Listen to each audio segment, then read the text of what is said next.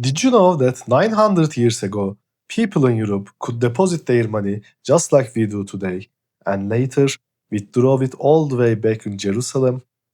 Of course, the process took a little bit longer back then. In this video, we will see exactly how and by whom this system was built 900 years ago, and how it came to an end, and most importantly, how it still affects us even today. Stop for a moment and think this. The plastic cards we all carry in our pockets, and the banking apps on our phones. Go to any ATM in the world and insert your card. Press a few buttons. Within seconds, you can send cash to the other side of the world. Safe, instant, effortless. But did you know people were able to do the same thing 900 years ago? And back then, it took a little longer, of course. The ones who built the system were warrior monks who took a vow of poverty to stay away from sin and wealth. Yes, the Knights Templars.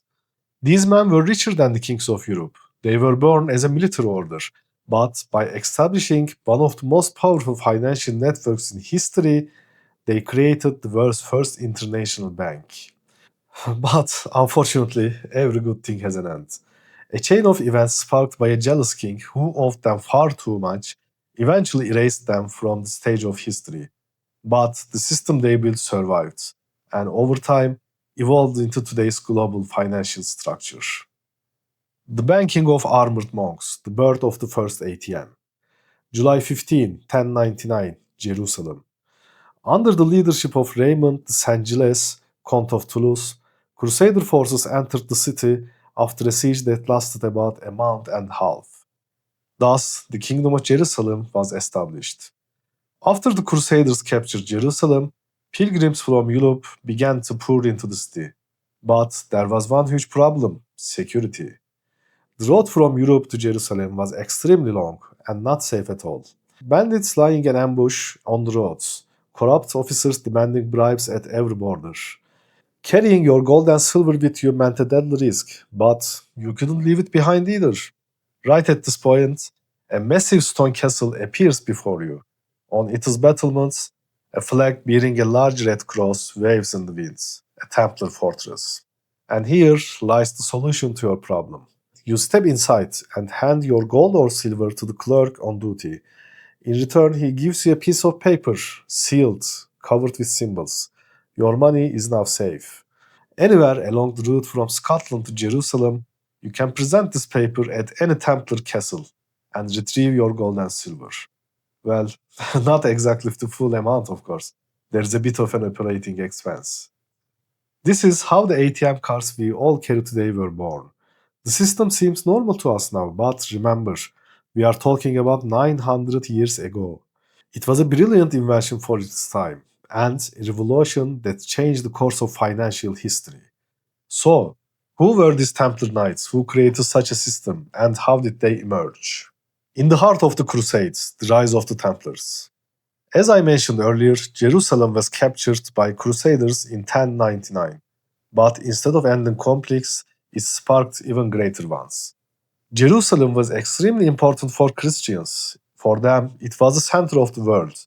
Even the tomb of Christ was there. But Muslim communities also lived in the region, and they did not welcome the Crusaders at all. The clashes continued for many, many years. Crusades were launched from Europe one after another. The Second Crusade, the Third, the Fourth Crusade.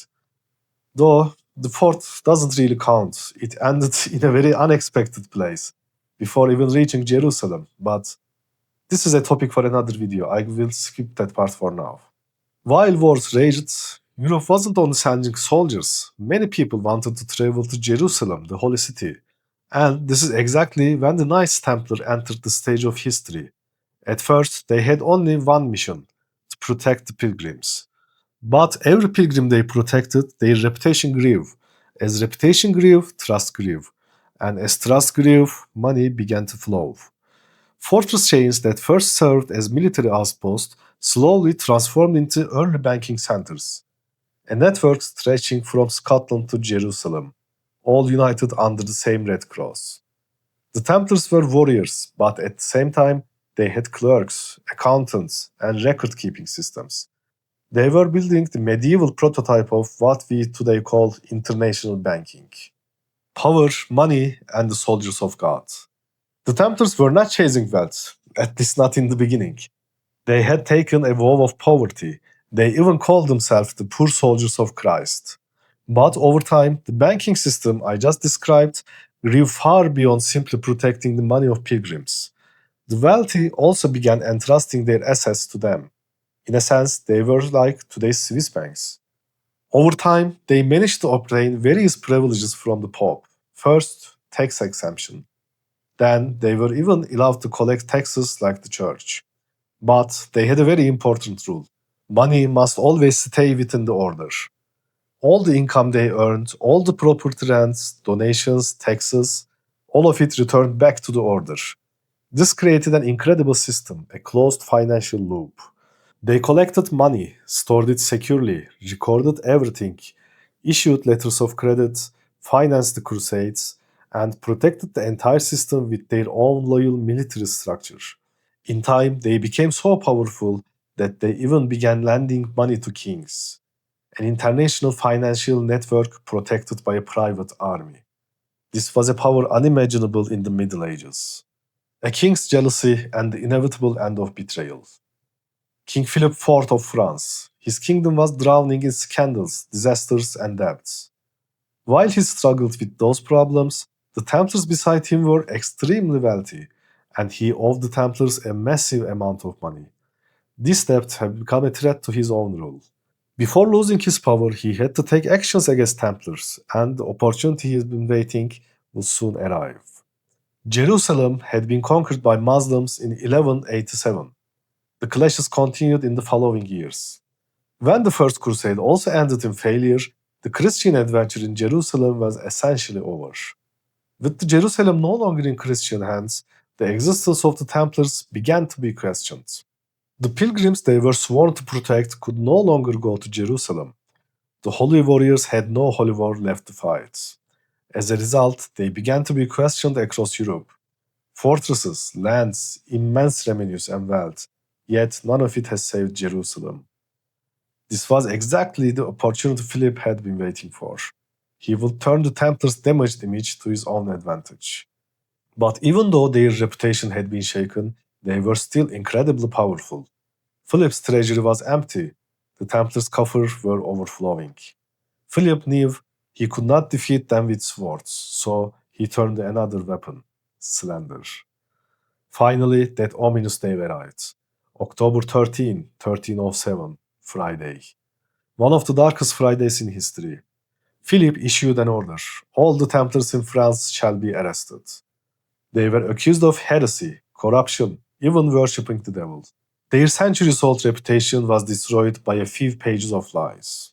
Hundreds of Templars, including Grandmaster Jacques de Molay, were imprisoned, tortured, and forced to confess.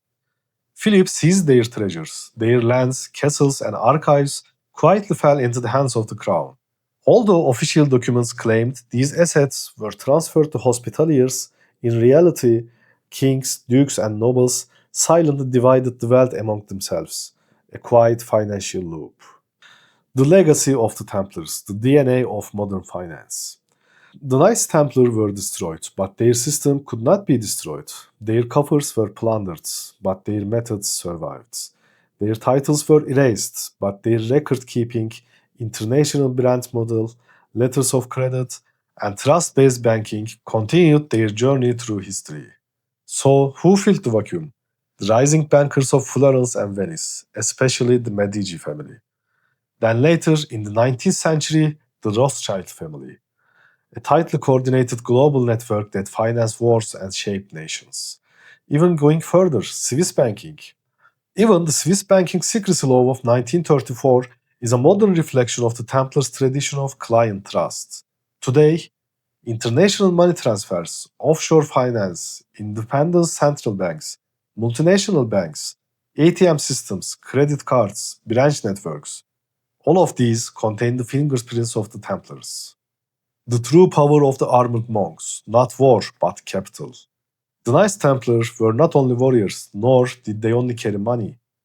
They built hospitals, cared for the poor, helped pilgrims, In a way, they practiced an early version of what we now call corporate social responsibility. Of course, they had flaws, abuses, corruption. But when you look at the foundations of the modern finance, it's impossible not to see their shadow. Because this story is the story of one thing: trust. Not the sword, not armies, but the silent forces that control the flow of capital. The Templars died, but the financial machine they designed continued to live.